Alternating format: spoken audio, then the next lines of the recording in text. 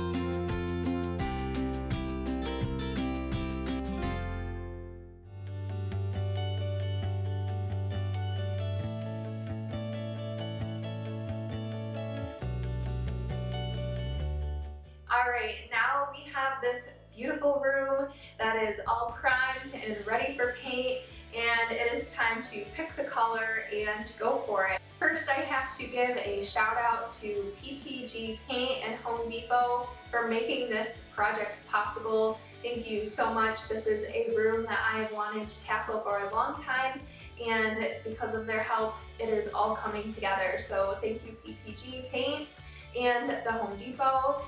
This room is absolutely amazing and I am so grateful. So before I get started painting, I wanted to take a minute to talk about choosing the perfect paint color. Choosing the perfect paint color is so difficult, especially when you want a white paint color or a lighter paint color. It's really not easy, but I do have a few tips and tricks that can make it a little bit easier and more likely that you'll love the paint color the first time around, because there's nothing worse than putting all the time and energy into painting a room just to find out that you don't love it.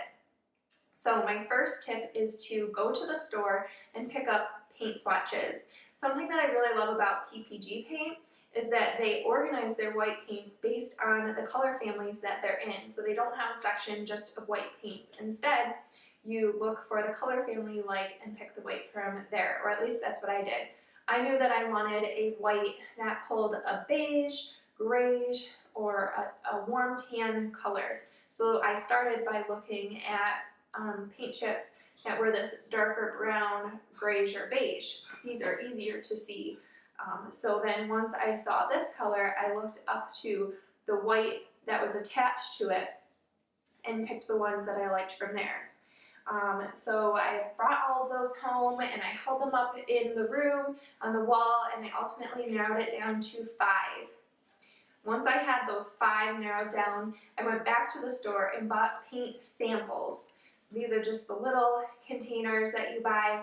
And I brought those home and I took a poster board and I cut it in 4, and I used those paint samples to paint these poster boards, and then I could use those to hang up in the room on different walls during different times of the day and see what they looked like in my home, because one paint color can look completely different in different homes. It can even look completely different in the same home, same room, just at different times of the day or different lighting.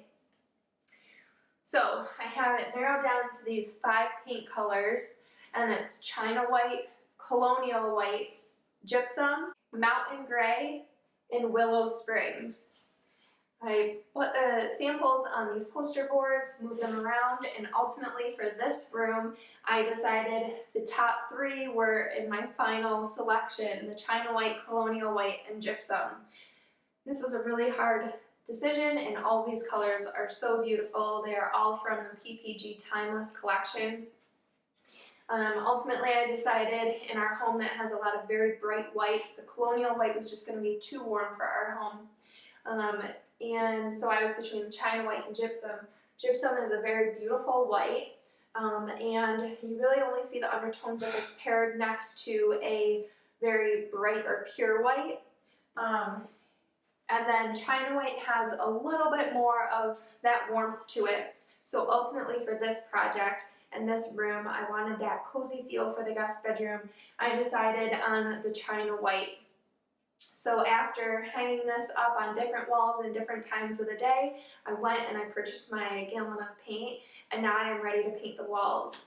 So I hope those tips help you if you're in the process of picking a paint color for your home. I hope that makes it easier to pick the right color the first try. And so now I'm going to get started painting the walls, and we'll see how this room comes together and how much of a difference a fresh coat of the perfect paint color can make in your room.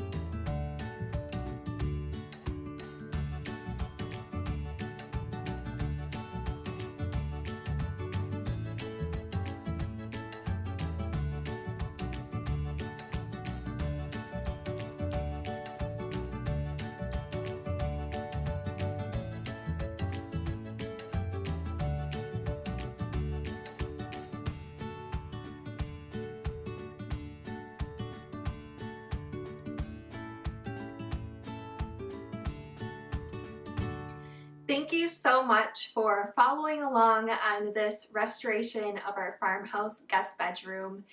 To recap, it started by patching all of the cracking drywall and plaster in this room, to priming the room ceiling to floor and painting it ceiling to floor. We added a DIY faux brick chimney right behind me by using painter's tape and joint compound.